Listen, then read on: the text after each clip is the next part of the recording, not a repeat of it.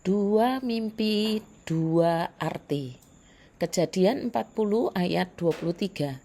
Tetapi Yusuf tidaklah diingat oleh kepala juru minuman itu, melainkan dilupakannya. Saudara-saudara yang dikasihi oleh Tuhan, salam damai sejahtera bagi kita sekalian. Saat teduh kita hari ini dari Kejadian pasal 40 mengenai seorang muda yang bernama Yusuf. Yusuf ini adalah putra Yakub dari istrinya yang bernama Rahel. Selain disayangi oleh ayahnya, Yusuf juga disayangi Allah. Disayangi Allah itu bahasa Alkitabnya diperkenan oleh Allah. Sebelum kita memperhatikan kisah Yusuf dan perjalanan Yusuf, saya mengajak kita untuk merenungkan tentang persoalan ini. Apa sih maksud Tuhan dan rencananya atas hidup kita? Ada orang yang hidupnya jahat, tidak jujur, tapi kok ya malah hidupnya sukses dan makmur.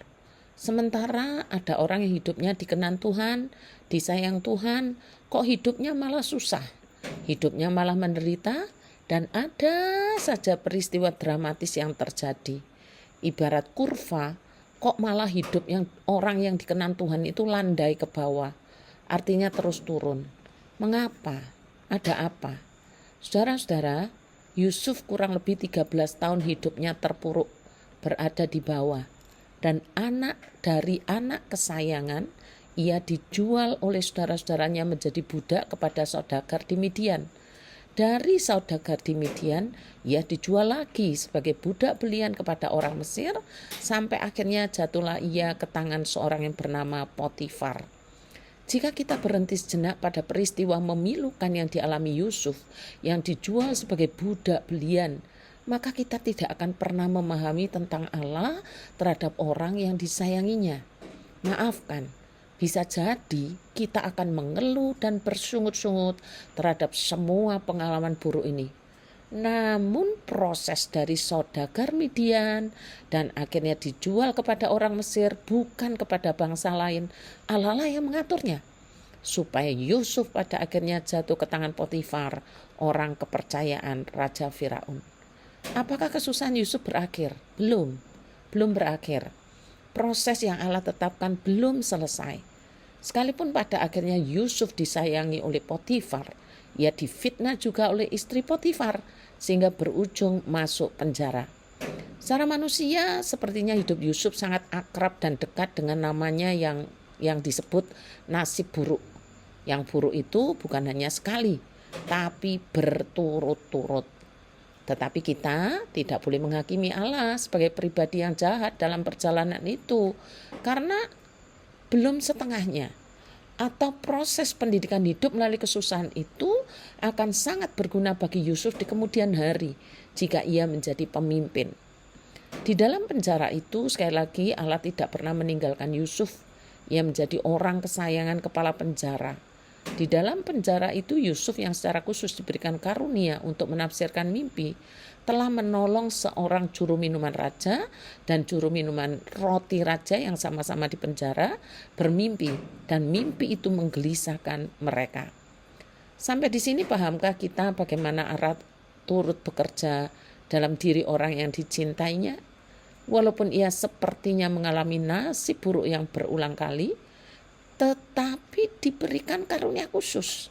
Dan dengan karunia itu pada akhirnya rencana Allah tergenapi. Saudara-saudara, suatu ketika juru minuman dan juru roti bermimpi. Namun tidak ada yang bisa mengartikannya. Hal ini sangat menggusarkan mereka. Pada masa itu mimpi sering dihubungkan sebagai pertanda bahwa sesuatu akan terjadi di dalam dunia nyata. Yusuf mendengar kisah mereka dan mengartikan mimpi itu.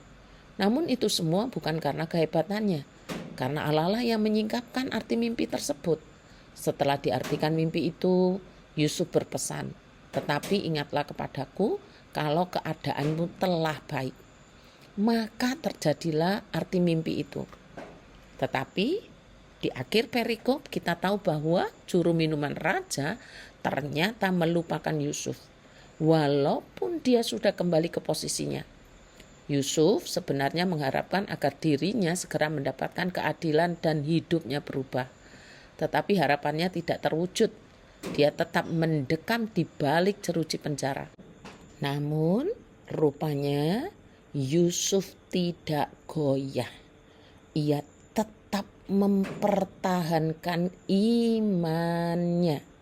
Sekali lagi, Yusuf tetap mempertahankan imannya kepada Allah, sementara ia dipenjarakan dengan tidak adil selama setidak-tidaknya 2 tahun. Kisah ini menekankan sekalipun Allah tidak menjawab sesuai dengan harapan Yusuf, tetapi Allah dapat memakai keadaan yang buruk untuk mengerjakan kebaikan bagi orang yang mengasihi Dia. Maka setelah menafsirkan mimpi-mimpi Firaun melalui penyataan Allah, Yusuf dibebaskan dan kemudian menikmati kehidupan yang jauh lebih baik. Mari kita menaruh pengharapan kita bukan pada sesuatu atau seseorang, tapi hanya kepada Allah. Selamat ulang tahun Karissa Cho. Doakan saja Pri. Terima kasih. Tuhan Yesus memberkati.